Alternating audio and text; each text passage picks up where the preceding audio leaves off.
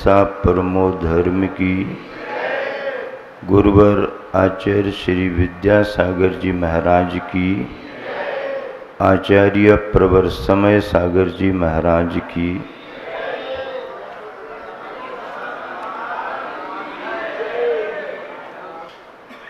धर्मों में अहिंसा को परम धर्म माना है। अहिंसा धर्म ही नहीं है, अहिंसा हमारी आत्मा भी है और हमारी संवेदना भी है।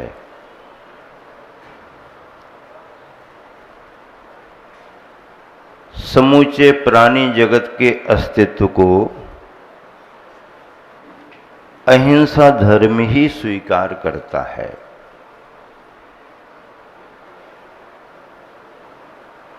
साथ रहने और साथ जीने की भावना अहिंसा से ही संभव है। जियो और जीने दो का जो संदेश भगवान महावीर स्वामी ने दिया है, वह इसी अहिंसा धर्म का परिचायक है। जब कोई व्यक्ति संवेदनशील होता है तो दूसरों के दुख में दुखी होता है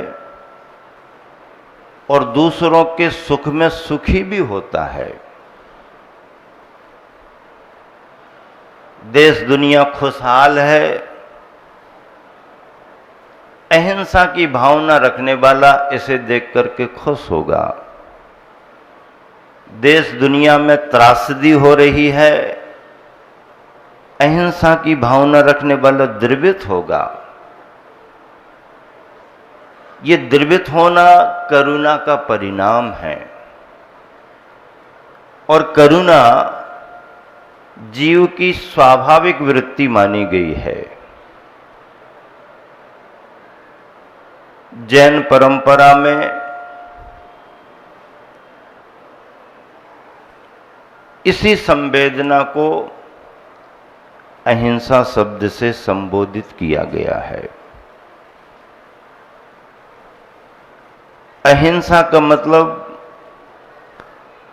प्राणियों के अस्तित्व को स्वीकार करना, उनको बचाने का भाव रखना। हिंसा मतलब किसी को मार देना तो है ही, लेकिन मार देना ही मात्र हिंसा नहीं है, मारने का प्रयास करना भी हिंसा है और बगैर प्रयास के मारने की भावना रखना भी हिंसा है। और अगर सूक्ष्मता से विचार करें, गहरा विश्लेषण करें, तो किसी पर अतिरिक्त दबाव बनाना भी हिंसा है। उसकी इच्छा के विरुद्ध कार्य करना भी हिंसा है। सामने वाले के अधिकार का हनन करना भी हिंसा है। और किसी को किसी भी प्रकार से स्ट्रेस देना, मानसिक आघात पहुंचाना, विचारों में उसके दुविधा पैदा कर देना, विचारों में उसके संकलेश ला देना, ये जो जोर दिया जाता है और तुम्हारी ताकत से सामने वाले पर जो विशेष दबाव आता है, जिसे आप अपनी भाषा में स्ट्रेस कहते हैं, ये भी हिंसा का ही रूप है। भगवान महावीर स्वामी ने ऐसा ही सूक्ष्म विश्लेषण हिंसा का किया है। इस वृत्ति से बचना, इस वृत्ति से ऊपर उठना, सहज जीना और दूसरों को भी सहज जीने देना, इसका नाम अहिंसा का धर्म है। इस अहिंसा के धर्म को संयम के द्वारा ही पाला जा सकता है। अगर संयम तुम्हारे पास नहीं है तो आप किसी भी रूप में अहिंसा के धर्म को नहीं पाल सकते। इसका मतलब यह है, जहां जहां संयम है वहां वहां ही अहिंसा है, और जहां जहां अहिंसा आ गई है वहां वहां संयम नियम से होगा ही होगा। असंयमी के लिए अहिंसा पल ही नहीं सकती है। असंयमी भावना भा सकता है पर अहिंसा का आनंद नहीं ले सकता। अहिंसा एक अनुभव है, अहिंसा एक आनंद है। वह अनुभव संयम के साथ ही आएगा।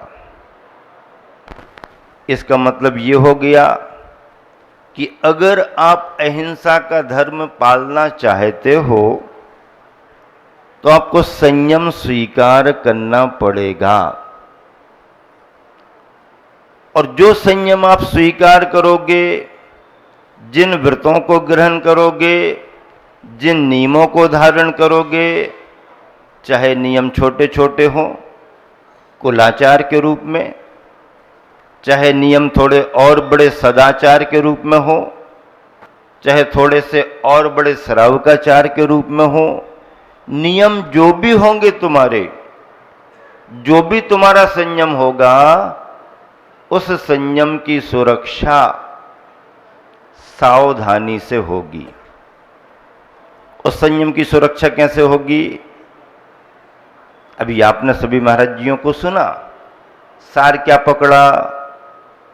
तुमने नियम ले लिया और सावधानी नहीं है तो तुमने नियम ले लिया और स्वरूप अगर विस्मृत हो गए तो, तुमने अगर नियम ले लिया और यही ख्याल नहीं रहा कि कितने नियम ले लिए हैं तो, तुमने अगर नियम ले लिया उसकी विधि मालूम नहीं है तो, तुमने अगर नियम ले लिया और उसकी बारीकियां मालूम नहीं है तो फिर क्या होगा? जो हमारा उद्देश्य है, जिस लक्ष्य को लेकर के हमने वो कार्य किया, उसकी पूर्ति नहीं हो पाएगी। कारण तुम्हारी लापरवाही है, कारण तुम्हारी असावधानी है, कारण तुम्हारी जागृति नहीं बन पाई। इसलिए जागृति पूर्वक, होश पूर्वक नियम और व्रत लिए जाते हैं। जब गुरुवर अपने दीक्षा देते हैं तो दीक्षार्थी को अवसर देते हैं। पहले क्या अवसर देते हैं? देखो, अभी भी विचार कर लो, अभी संस्कार शुरू नहीं हुए, विचार कर लो एक बार। नहीं नहीं गुरुदेव, विचार पक्का है। अगर विचार पक्का है तो पूरे होशो हवास में सबके सामने अपना भाव प्रकट करो। क्या? होशो हवास में अपने भाव सबके सामने प्रकट कर दो, ताकि ये नहीं रहेगा कि ऐसा तो नहीं, वैसा तो नहीं।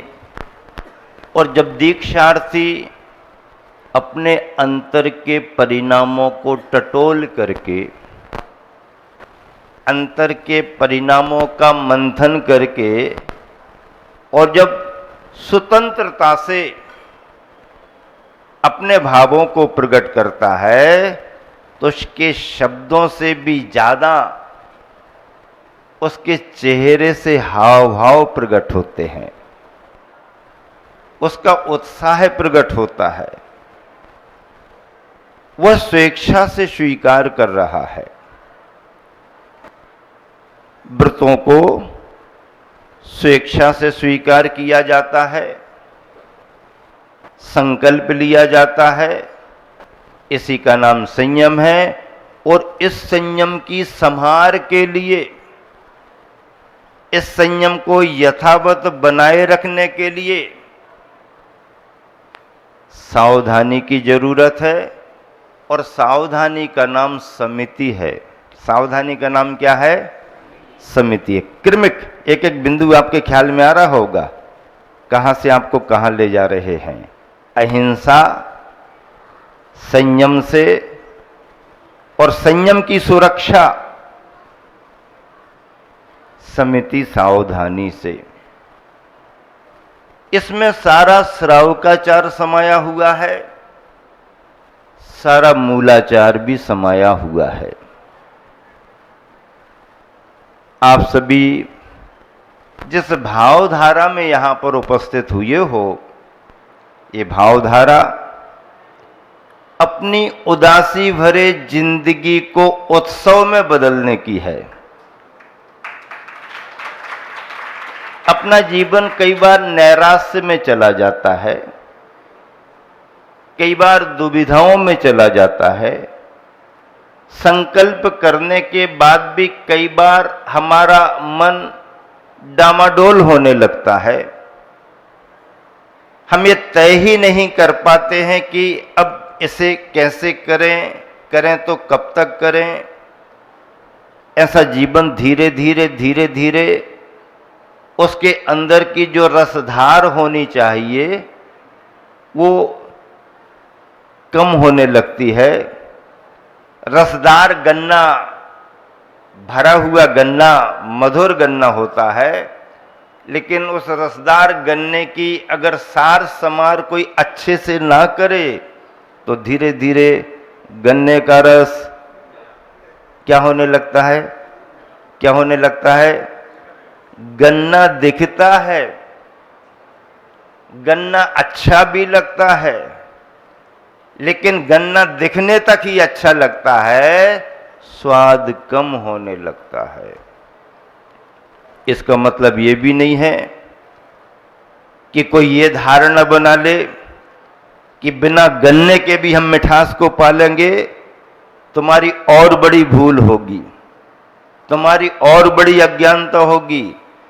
जब भी मिठास मिलेगी गन्ने से ही मिलेगी। क्या? जब भी मिठास मिलेगी गन्ने से ही मिलेगी। बगैर गन्ने के मिठास मिलने वाली नहीं। आचार्य प्रवर शांति सागर जी महाराज जी के समक्ष एक विद्वान ने तर्क कर दिया कि महाराज जी, आपके मुख से मैंने सुना है कि पंचम काल में इस समय मोक्ष नहीं है, और जब मोक्ष नहीं है तो फिर ये तपस्या आप काहे को कर रहे? जब मोक्ष है ही नहीं तो तपस्या आप क्यों कर रहे हो? और अगर आप तपस्या कर भी रहे हो और तपस्या आपकी मोक्ष नहीं दिला पा रही, तो मैं उस तपस्या को तपस्या नहीं मानता। दोनों तरफ से उसने दुविधा पैदा कर दी। लेकिन आचार्य महाराज थे। उन्होंने कहा कि तुम्हारी जिज्ञासा का उत्तर तो मैं अभी दूंगा, मुझे थोड़ा सा ये बताओ कि सामने जो वृक्ष खड़ा हुआ है, ये वृक्ष किसका है? ये कौन सा पेड़ है?